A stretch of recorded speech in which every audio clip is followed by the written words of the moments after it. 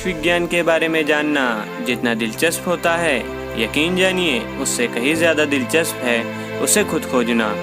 दोस्तों, जैसा कि हम जानते हैं कि चांद पर सबसे पहला कदम नील एल्डन आर्मस्ट्रांग ने रखा था, या फिर अंतरिक्ष में सबसे पहले जाने वाले व्यक्ति यूरी गैगरिन थे, लेकिन हमने तो सिर्फ किताबों में ही इसके बारे में पढ़ा है या फिर वीडियोस के ज़रिए इसकी जानकारी ली है। लेकिन इन लोगों ने अपनी ज़िंदगी में खुद वहाँ जाकर यह एक्सपीरियंस लिया और दुनिया को ब्रह्मांड के बारे में अनमोल जानकारी दी। और अंतरिक्ष का ऐसा अनुभव दुनिया में सिर्फ एक ही फील्ड के लोगों को होता है, जिन्हें हम एस्ट्रोनॉट्स कहते हैं। और आज हम जानेंगे कि अगर आप भी एस्ट्रोनॉट बनना चाहते हैं तो वह क्या 10 बातें हैं जो आप में होनी चाहिए। ख़ास तौर पर अगर आपकी ख्वाहिश नासा से एस्ट्रोनॉट बनकर स्पेस में किसी मिशन पर जाने की हो तो इस वीडियो को पूरा ज़रूर देखिएगा। तो चलिए स्टार्ट करते हैं। नंबर 10। सबसे पहले तो आप एक साधारण व्यक्ति है, इसीलिए एस्ट्रोनॉट बनने के लिए आपकी सबसे बेसिक रिक्वायरमेंट है आपका इंजीनियर होना, यानी आपके पास इंजीनियरिंग की बैचलर डिग्री होनी चाहिए, या फिर बायोलॉजिकल साइंस, या फिर फिजिकल साइंस, या फिर कंप्यूटर साइंस, और आखिर में मैथमेटिक्स। आपके पास इन सारे विषयों में से किसी एक की बैचलर डिग्री होनी चाहिए, शॉर्ट में STEM। नंबर 9। डिग्री के अलावा आपको इस फील्ड में 3 साल का प्रोफेशनल वर्क एक्सपीरियंस होना चाहिए, जिसमें खास तौर पर आपको पायलट इन कमांड के तौर पर जेट विमान को कम से कम 1000 घंटे उड़ाने का अनुभव होना चाहिए। नंबर 8। यह दोनों रिक्वायरमेंट पूरी होने के बाद आता है आपका फिजिकल ट्रेंड्स, जिसमें आपकी हाइट होनी चाहिए 5 फीट 2 इंच से लेकर 6 फीट 3 इंच तक।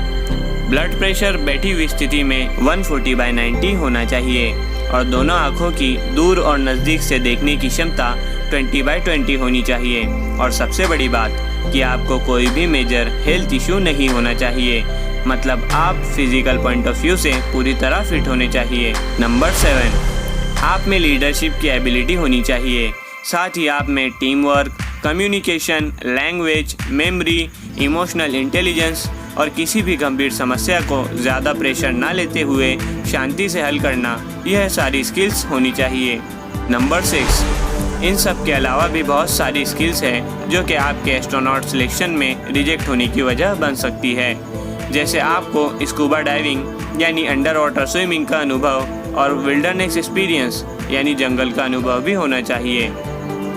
नंबर 5। अगर आपको ऐसा लगता है कि आपने एक एस्ट्रोनॉट बनने के लिए सारे रिक्वायरमेंट को पूरा कर दिया है तो आप गलत है, क्योंकि असली खेल तो इसके बाद शुरू होता है, क्योंकि आपको पास करना होगा नासा का एस्ट्रोनॉट फिजिकल सिलेक्शन टेस्ट। और आपको यह जानकर हैरानी होगी कि सिर्फ इस टेस्ट को पास करने के लिए सन 2016 में 18,300 एप्लीकेशंस रिसीव की गई थी। नंबर 4।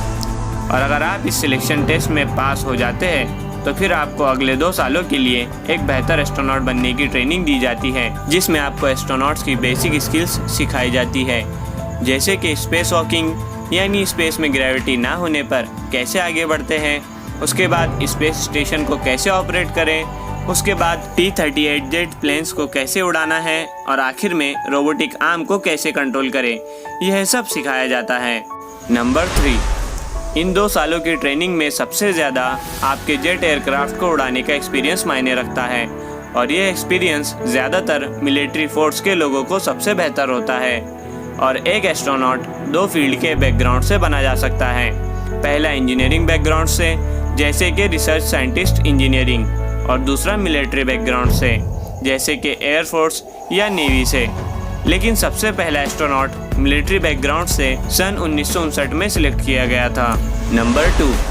और यह ट्रेनिंग कंप्लीट होने के बाद अगर आप इसमें भी पास हो जाते हो तो अब आप कोई साधारण व्यक्ति नहीं रहते, बल्कि वह बन जाते हो जिसके लिए आप बरसों से मेहनत और इंतज़ार कर रहे थे, यानी दुनिया अब आपको एक एस्ट्रोनॉट के नाम से जानेगी। और आज के दौर में यह नए एस्ट्रोनॉट्स अपने अंतरिक्ष सफ़र की शुरुआत इंटरनेशनल स्पेस स्टेशन से कर सकते हैं, या फिर ये डिपेंड करता है कि नासा का अगला स्पेस मिशन आपको स्पेस में कहाँ लेकर जाता है। नंबर 1। आप में से अक्सर लोग यह सोचते होंगे कि एस्ट्रोनॉट बनने के बाद यह एस्ट्रोनॉट्स अपना ज़्यादातर वक्त स्पेस में बिताते होंगे, लेकिन ऐसा बिल्कुल भी नहीं है, क्योंकि एस्ट्रोनॉट्स को जिस मिशन पर भेजा जाने वाला होता है वह उसी की तैयारी कई सालों तक करते हैं और पूरी ट्रेनिंग होने के बाद उन्हें स्पेस में भेजा जाता है और मिशन से वापस आने के बाद उन्हें अगले मिशन की ट्रेनिंग दी जाती है। और आप यह जानकर हैरान रह जाओगे कि स्पेस में सबसे ज़्यादा समय बिताने का वर्ल्ड रिकॉर्ड एक रशियन कॉस्मोनॉट गेनेडी पडाल्का के पास है, जिन्होंने लगातार 879 दिन स्पेस में गुजारे। इससे आप अंदाज़ा लगा सकते हैं कि एक एस्ट्रोनॉट की लाइफ कैसी होती है। जब एस्ट्रोनॉट्स को किसी मिशन पर भेजा जाता होगा और लॉन्चिंग साइट पर जब उनके कानों में 3, 2, 1 का साउंड सुनाई पड़ता होगा तो उन्हें जो फीलिंग आती होंगी, ऐसी फीलिंग का अनुभव बहुत ही बहुमूल्य होता होगा। और अगर आप भारत में इसरो से किसी मिशन पर जाना चाहते हैं तो आपको बता दें कि मिशन गगनयान को लगभग सन 2022 में लॉन्च किया जाने वाला है, जो कि 3 एस्ट्रोनॉट्स को 7 दिनों के लिए स्पेस में ले जाएगा। तो आपके पास एक सुनहरा मौका है कि उन 3 एस्ट्रोनॉट्स में से एक बनकर अपना और अपने देश का नाम रोशन करें। अगर इस वीडियो के माध्यम से किसी को कोई भी मदद मिली हो तो मुझे बहुत खुशी होगी और मेरा इस वीडियो को बनाना कामयाब हो जाएगा। उम्मीद करता हूँ कि आपको हमारा ये वीडियो पसंद आया होगा। ऐसी ही इंफॉर्मेटिव वीडियोस के लिए हमारे चैनल और स्पेस स्टेशन को सब्सक्राइब कीजिए।